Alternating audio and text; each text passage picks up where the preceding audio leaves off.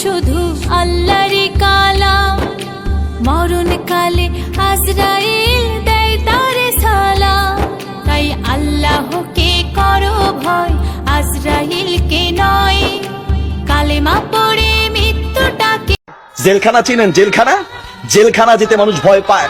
জেলখানার চেয়ে কয়েক গুণ আরো বেশি কঠিন জায়গা হচ্ছে ওই প্রবাস, ওই বিদেশ, ঠিক কিনা? অসুস্থ জেলখানায় তো মাস 2 মাস পর হলেও পরিবারের সাথে দেখা করা যায়, কথা বলা যায়, দেখা করা যায়, একটু দুই চোখে দেখতে পারে। কিন্তু বিদেশে এমন একটা জায়গা 2-1 মাসে দেখার কোনো সুযোগ আছে? আহা, নিজে অসুস্থ হলে নিজের চিকিৎসা নিজেকে করতে হয়। কথা বলেন, কেউ এসে মাথায় পাড়ি দিবে, সেই লোকটাকে খুঁজে পাওয়া যায় না। আর আপনারা তাদেরকে টাকার মেশিন মনে করেন। প্রবাসী মানি টাকার মেশিন। এই পৃথিবী সৃষ্টি তোমার নামের উসিলায়, এই পৃথিবী সৃষ্টি তোমার নামের উসিলায়। ও মদিনার কামলিওয়ালা সালাম তোমায়, ও মদিনার কামলিওয়ালা সালাম তোমায়। আই লাভ মোহাম্মদ সাল্লাল্লাহু আলাইহি ওয়াসাল্লাম। গলা ফাটিয়ে বলবো, চিৎকার করে বলবো, শরীরের শক্তি উজাড় করে দিয়ে বলবো। দেখি আমার কণ্ঠকে স্তব্ধ করতে আসে। পুরো বিশ্বে আলোড়ন সৃষ্টি হয়ে গেছে। পৃথিবীতে আর একটিও ধর্ম নেই যে ধর্মের মানুষ এতটা একত্ববাদ। এটাই হচ্ছে আমাদের ইসলাম। কার কাছে বলবো জীবনের কষ্ট? আমি তো সবার কাছেই নষ্ট। জীবনটাও নষ্ট, মনটাও নষ্ট, গ্রহণযোগ্যতাও নাই, বলার মতো কোনো ভাষা নাই। শুধু কষ্টের বাণীগুলা শোনা এবং বোঝার মতো একজনই আছে, সেটা হচ্ছে আমার আল্লাহ।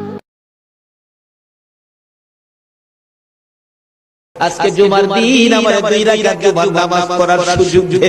ও নবীর উম্মতেরা, এ নবীর আশিকেরা, হুসাইনের আশিকেরা গো, এই 2 রাকাত নামাজ জুমার নামাজ ছাইরো না, আমার নবীর শাফায়াত নসিব হবে না।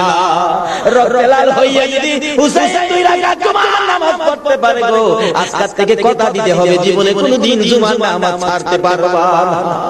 জুমার নামাজ আদায় করতে সময়টুকু দিলে নামাজ শুরু করে দিলেন, রুকু সিজদার কাজ শেষ করে তাশাহুদে বসে সালাম ফিরানোর আগ পর্যন্ত কাছাকাছি বসে বসে এই যে সুন্দরা নামাজের ভিতরে প্রত্যক্ষদর্শীরা বলেন, এক একটা করে তীর মারে হুসাইনের গায়ে।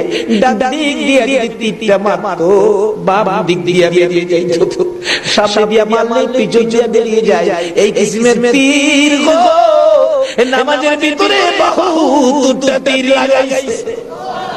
হুসাইন সালামটা বিদায়া নানা গো খুইয়া কালকে কালকে জমিনে গড়াগড়ি শুরু করে দিলে। নিষ্ঠুর পাষাণ এই যে শূন্যের সীমার গলা কাইটা মাথা আলাদা করে নিয়ে গেছে।